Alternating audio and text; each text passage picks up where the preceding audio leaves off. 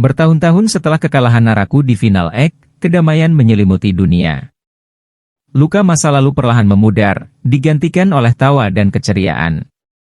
Inuyasha dan Sesshomaru, dua yokai legendaris, telah membangun keluarga dan membesarkan putri-putri mereka dengan penuh kasih sayang. Moroha, Setsuna, dan Towa, ketiga gadis muda ini, tumbuh menjadi pemburu iblis yang tangguh. Masing-masing mewarisi kekuatan luar biasa dari orang tua mereka. Moroha, dengan semangat Inuyasha yang membara, Setsuna dengan tekad baja Sesshomaru, dan Towa dengan ketangkasan namun lembut dan penuh kasih sayang seperti ibunya Rin. Suatu hari, saat berburu di hutan terpencil, Moroha merasakan aura jahat yang mencekam. Menelusuri sumbernya, Moroha menemukan sebuah gua tersembunyi. Di sanalah, sisa-sisa tubuh Naraku yang belum sepenuhnya musnah mulai bangkit. Fragmen-fragmen ini, dipenuhi kebencian dan dendam, bersatu kembali untuk membentuk kembali diri mereka sebagai makhluk jahat yang lebih kuat. Kegelapan kembali mengancam menelan dunia.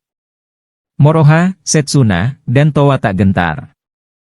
Mereka berikrar untuk mengalahkan Naraku sekali lagi dan melindungi kedamaian yang telah diperjuangkan dengan susah payah. Siapkah mereka menghadapi lawan terkuat ini? Akankah mereka berhasil mengalahkan Naraku dan menyelamatkan dunia?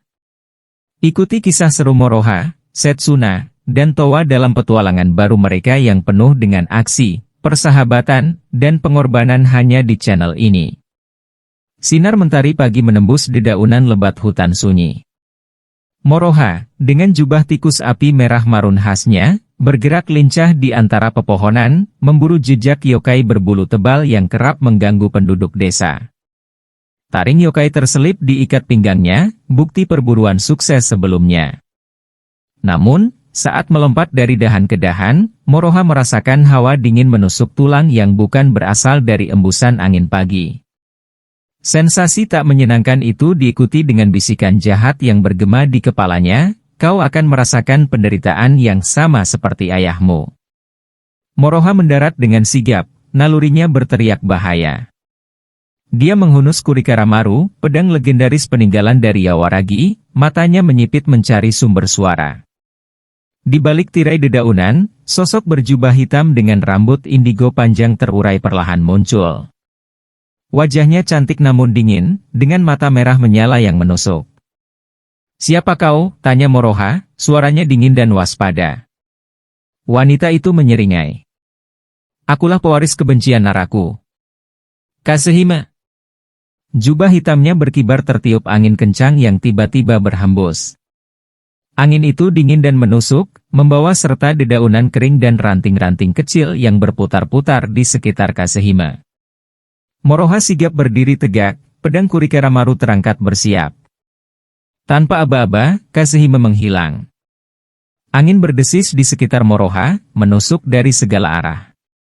Pedang gadis itu menari cepat, menangkis hembusan angin yang terasa seperti ribuan jarum. Meski berhasil bertahan, Moroha terdesak. Dia tak bisa melihat lawannya. "Kau payah, pemburu kecil," bisik Kasehime, suaranya seakan berhembus dari segala penjuru. Tiba-tiba, sosoknya muncul di belakang Moroha, lengan terangkat, cakar tajam terhunus ke arah punggung Moroha. Moroha bereaksi cepat dengan membalikkan tubuhnya, Kurikaramaru menebas ke atas. Baja pedang itu beradu dengan cakar Kasehime, mengeluarkan suara nyaring. Benturan itu membuat Moroha terlempar beberapa langkah, kakinya nyaris tercabut. "Kau memang pewaris Inuyasha," kata Kasehime, "tapi kekuatanmu belum sebanding denganku." Dia menjentikkan jarinya, dan pusaran angin besar terbentuk di sekitarnya. Angin itu bergemuruh, menerbangkan pohon-pohon besar di sekitarnya seperti ranting kecil.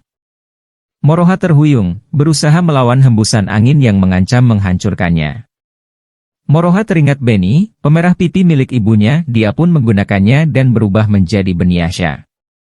Yaitu transformasi iblis. Ketika Moroha menggunakannya, ingatan dia dihidupkan kembali dalam darahnya, dan dia menjadi Beniasha, oleh karena itu mendapatkan akses ke bentuk anjing iblisnya sendiri seperti yang dimiliki ayahnya dalam situasi yang mengerikan. Bentuk iblis yang berevolusi sementara ini dikenal sebagai Beniasya, yang bisa berarti roh iblis pemerah pipi. Dengan tekad bulat, Moroha menusukkan pedang Kurikaramaru ke tanah, menyerap energi yang terbawa angin Kasehime. "Kau pikir kau bisa menyerap kekuatanku?" ejek Kasehime. Moroha tak menjawab. Dia mencabut pedangnya dari tanah, energi yang diserap membuatnya bercahaya redup. Dia merunduk rendah, kakinya menghentak tanah. "Koryuha!" teriak Moroha. Energi yang diserap dilepaskan dari pedangnya membentuk gelombang naga merah yang melesat ke arah Kasehime. Kasehime terkejut. Dia segera menciptakan perisai angin untuk menahan serangan Moroha. Benturan terjadi, suara ledakan menggema di hutan. Perisai angin Kasehime retak, kemudian hancur diterjang gelombang naga merah yang terus melesat. Kasehime terhempas ke batang pohon besar, memuntahkan darah. Dia tak menyangka serangan Moroha begitu kuat. Kemarahan membara di mata merahnya. Dia bangkit, kedua tangannya terangkat ke udara. "Fujin no Ikari!" teriak Kasehime. Angin hitam pekat bergulung di atasnya, membentuk tornado raksasa yang mengancam menghancurkan seluruh hutan. Moroha ternganga melihat kekuatan mengerikan itu. Dia tahu dia tidak bisa melawan tornado Kasehime sendirian. Dia harus mencari cara untuk melarikan diri. Moroha berlari secepat kilat, berusaha menjauh dari tornado yang semakin membesar. Angin kencang menerbangkan batu dan ranting-ranting di sekitarnya, mengancam menimpanya. Dia tak bisa melihat apa-apa, hanya merasakan terjangan angin yang kencang dan dingin. Tiba-tiba, Moroha merasakan tanah di bawah kakinya runtuh. Dia terjatuh ke dalam lubang besar, terjerumus ke dalam kegelapan.